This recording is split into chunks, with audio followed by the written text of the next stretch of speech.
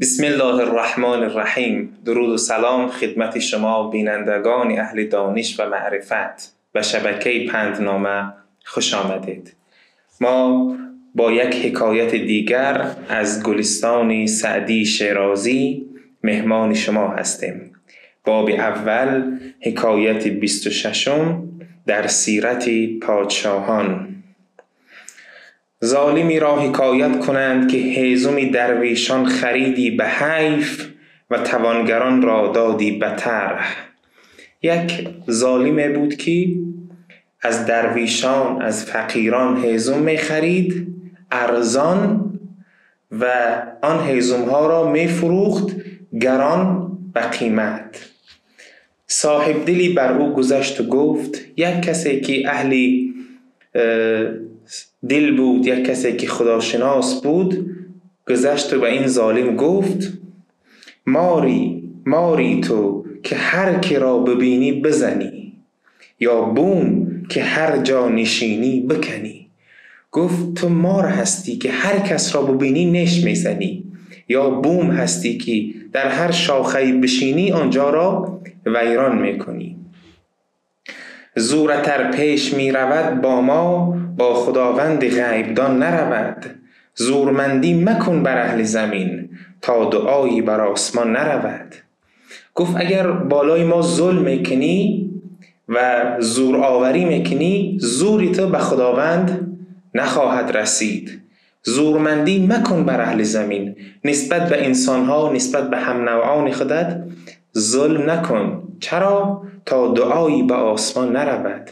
چون اگر مظلوم در حقت دعا کند، خانه دنیا و آخرت تو خواهد سوخت. حاکم از این سخن برنجید و روی از نصیحت او در هم کشید و بر او التفاتی نکرد. ظالم بسیار ناراحت و خشمگین شد و بی‌توجهی کرد به سخن این مرد خدا و صاحب دل.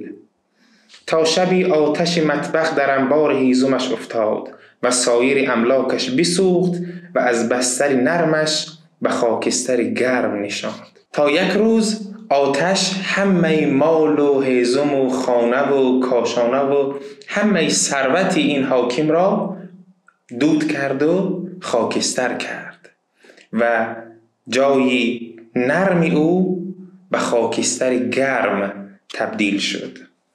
اتفاقا همان شخص در گذار بود و شنید که با یاران گفت، ندانم این آتش از کجا در انبار هیزم من افتاد. ظالم گفت که نمیدانم چرا این آتش و از کجا این آتش در انبار هیزم من افتاد. گفت از دود دل درویشان. آه دل درویشان، آه دل مظلومان، آه دل فقیران بود که آتش در خانه و کاشانه تو زد.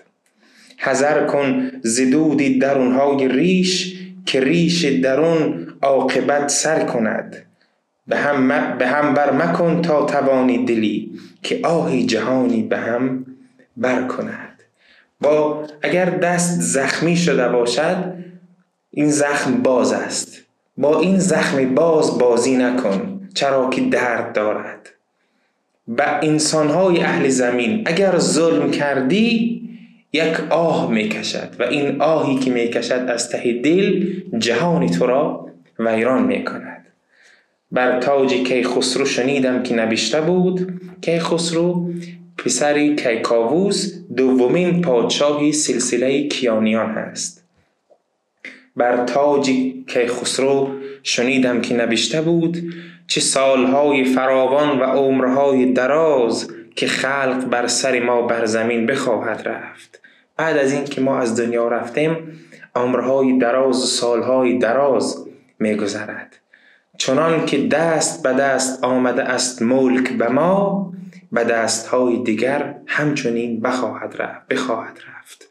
همچنان که ملک به دست تو رسیده است، بعد از تو به دیگران نیز میرسد. آگاه باش و بدان که نباید ظلم کنی، که ظلم خانه دنیا و خانه آخرت تو را خاکستر خواهد کرد. و السلام علیکم و رحمت الله و برکاته.